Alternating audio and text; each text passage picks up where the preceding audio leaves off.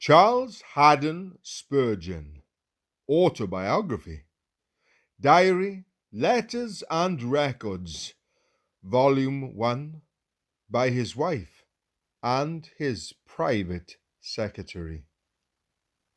Chapter 1. Biographies are generally interesting, if they are biographies. That is to say, if the events of the person's life are truly told. But I think that the most interesting biography to any man is his own life. It would have been impossible for me to quote the experiences of other men if they had not been bold enough to record them, and I make an honest attempt to acknowledge my debt to my greater predecessors by writing down my own.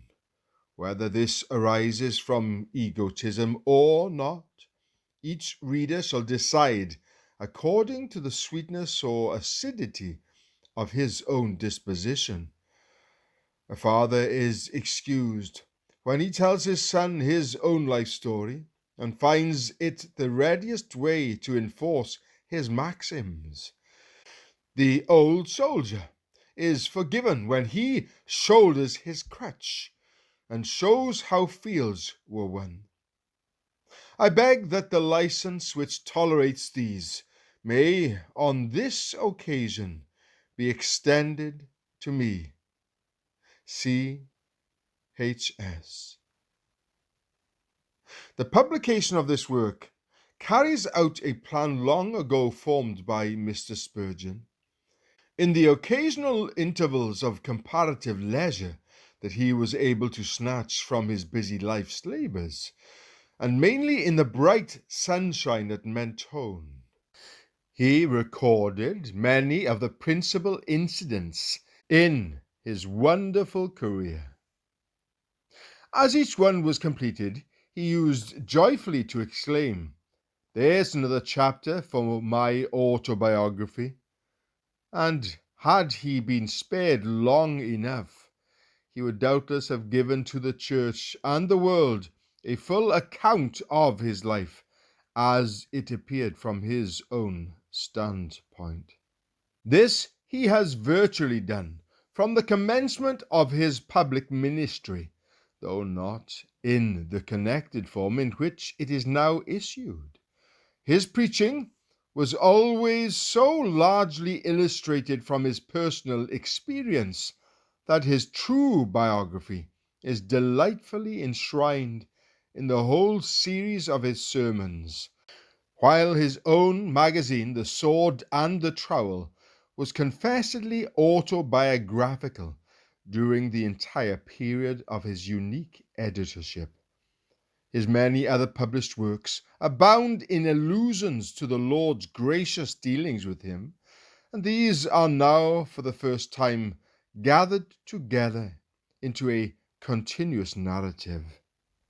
The record is given entirely in Mr. Spurgeon's own words, except here and there, where an explanatory sentence or two had to be inserted, or where letters written to him and references made by others to the incidents he described seem to be necessary to the completeness of the history. Mr. Spurgeon's writings are enriched with many references to other biographies beside his own.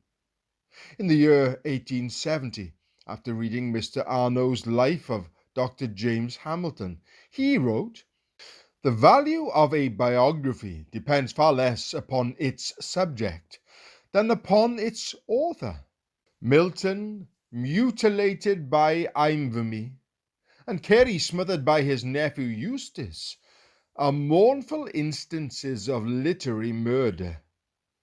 James Hamilton has the singular good fortune to be embalmed by William Arno, his own familiar friend and acquaintance, a spirit cast in the same fair mould, a genial genius, wealthy in grace and wisdom. It were worth while to pray for an earlier end to one's career, if we could be sure of an Arno to produce its record. Apples of Gold in baskets of silver are precious things in an appropriate setting, the golden apple being neither dishonored by contact with a basket too homely, nor shamed by comparison with costlier metal than its own. The memorial of a good man's life should not be marred by poor writing, neither should it be overshadowed by excessive authorship. In this autobiography, the subject is also the author, so the apples of gold are perfectly matched by the golden basket in which they are displayed. In his early volume, The Saint and His Saviour, published in 1857, Mr. Spurgeon wrote, "Few men would dare to read their own autobiography if all their deeds were recorded in it. Few can look back upon their entire career without a blush. All have sinned and come short of the glory of God. None of us can lay claim to perfection. True, at times, a forgetful self-complacency bids us exult in the virtue of our lives. But when faithful memory awakes, how instantly she dispels the illusion. She waves her magic wand, and in the king's palaces frogs arise in multitudes. The pure rivers at her glance become blood. The whole land is creeping with loathsomeness. Where we imagined purity, lo, imperfection ariseth. The snow wreath of satisfaction melts before the sun of truth. The nectared bowl of gratulation is embittered by sad remembrances, while under the glass of honesty, the deformities and irregularities of a life apparently correct are rendered, alas, too visible. Let the Christian, whose hair is whitened by the sunlight of heaven, tell his lifelong story. He may have been one of the most upright and moral, but there will be one dark spot in his history upon which he will shed the tear of penitence, because he knew not the fear of the Lord. Let you, heroic warrior of Jesus, recount his deeds. But he too points to deep scars, the offspring of wounds received in the service of the evil one. Speaking in the tabernacle many years ago, Mr. Spurgeon said, "I used to marvel at William Huntington's Bank of Faith, a strange enough book, by the way, but I am sure I could, from my own history, write a far more remarkable bank of faith than William Huntington has penned." I have often told you, dear friends, that if I possessed the powers of a novelist, I might write a 3-volume novel concerning the events of any one day in my life. So singularly striking has my experience been.